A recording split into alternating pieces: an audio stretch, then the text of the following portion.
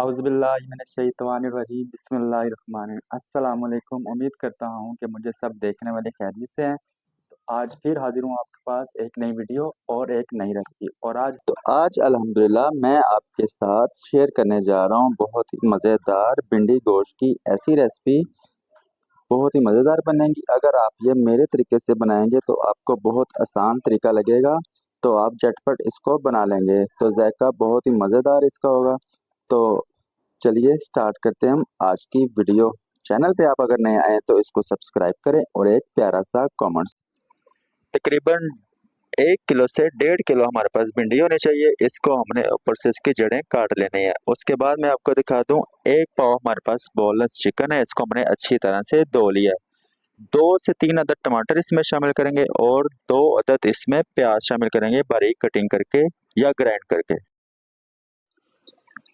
अच्छा जी, तो अगर मैं भिंडी आपको दिखाऊं तो कुछ इस तरह से हमने एक भिंडी के 2-2 3-3 पीस कर लिए। अब इसको हम कर लेते हैं फ्राई। वो तरीकाकार मैं आपको दिखा देता हूँ।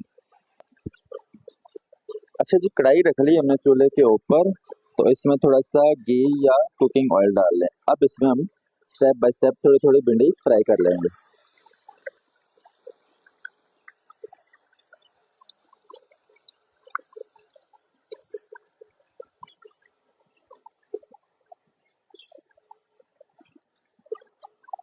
चम्मच की मदद के साथ इसको अब हिलाते जाएंगे। तो इसका बस जो लेसलापन है उसको खत्म करेंगे हम। ज्यादा फ्राई नहीं करना हमें इसको ना, बस।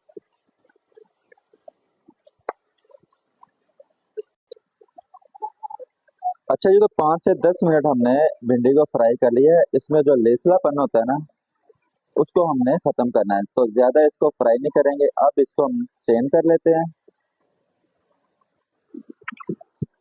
अच्छा जी, तो भिंडी को हमने फ्राई करके साइड पे कर दिया। अब हम कर देंगे प्याज ब्राउन। तो प्याज को मैंने आपको दिखा दिया कि इस तरह की बारीक सी कटिंग कर लेंगे। 2 अदद प्याज इसको अब शामिल कर देंगे उसी घी में जिसमें हमने भिंडी फ्राई की थी।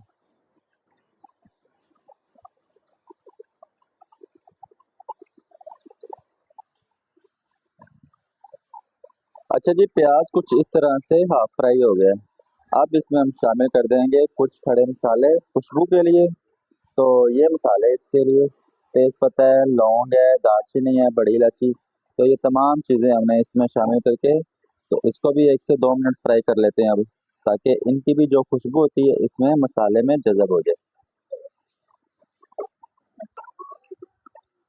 मसाले भी अल्हम्दुलिल्लाह अच्छी तरह से फ्राई हो गए हैं। अब इसमें हम शामिल करेंगे चिकन, जो कि चिकन बोनलेस है हमारे पास थाई का। अब हमने इसको भी फ्राई कर लेना है, साथ साथ प्याज भी ब्राउन होता रहेगा और चिकन भी हमारा फ्राई हो जाएगा। इसमें जो स्मेल वगैरह या कच्चापन इसका होता है वो खत्म हो जाएगा। चिकन भी अल्हम्दुलिल्लाह हमारा अच्छी तरह से फ्राई हो गया। आप देख सकते हैं इसका कलर चेंज होना स्टार्ट हो गया। अब इसमें हम शामिल करेंगे 1 चम्मच अदरक लहसुन पेस्ट। तो इसको भी हमने पका लेना है।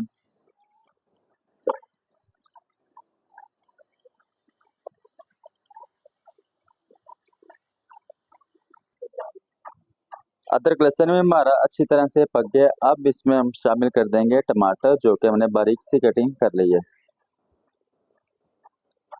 इसको मिक्स कर देंगे इसमें। टमाटर को भी इसमें अच्छी तरह से मिक्स कर लिया। अब हम इसमें स्टेप बाय स्टेप सारे मसाले डाल देंगे। तो मैं दिखा दूं, आधा चम्मच इसमें सूख मिर्च पाउडर है, आधा चम्मच नमक है, आधा चम्मच कुटी हुई लाल मिर्च है, आधा चम्मच हल्दी है, 1 चम्मच इसमें डालेंगे सूखा धनिया, 2 से 3 चुटकियां अजवाइन। तो ये तमाम मसाले इसमें डाल देंगे। थोड़ा सा इसमें दही डालेंगे, 30 से 40 ग्राम।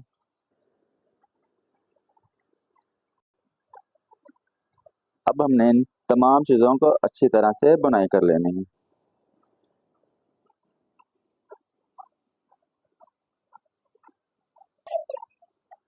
तमाम मसाले अच्छी तरह से मिक्स कर दिए हमने।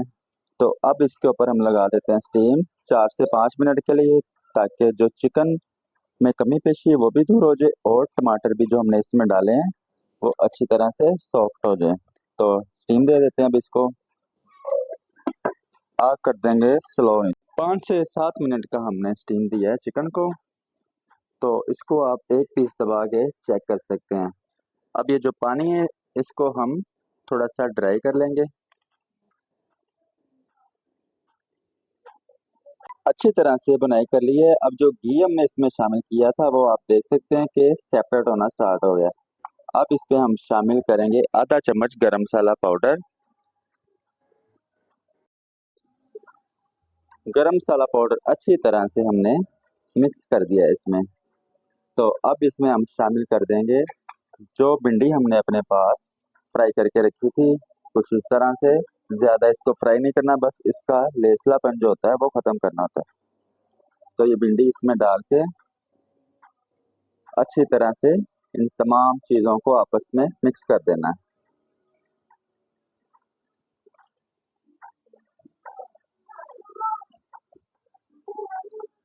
कुछ इस तरह से हमने, आप देख सकते हैं कि मसाले तमाम और चिकन और भिंडी सारा कुछ मिक्स कर दिया है।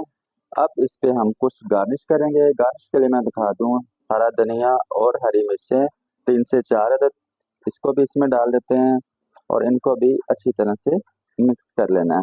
तो ये सादी रोटी के साथ बहुत ही मज़ेदार लगता है, जो गंदम की रोटी होती है। तो इसी के साथ हमारी मज़ेदार भिंडी रेडी हो गई है। तो घर में ज़रूर ट्राई करें। अगर तो आपको ये हमारी आज की वीडियो अच्छी लगी हो तो लाइक कर दें, दोस्तों के साथ शेयर भी किया करें। अगर चैनल पे नए हैं तो इसे सब्सक्राइब करें। तो मिलता हूँ अगली एक और ज़बरदस्त रेसिपी के साथ। अल्लाह हाफिज़।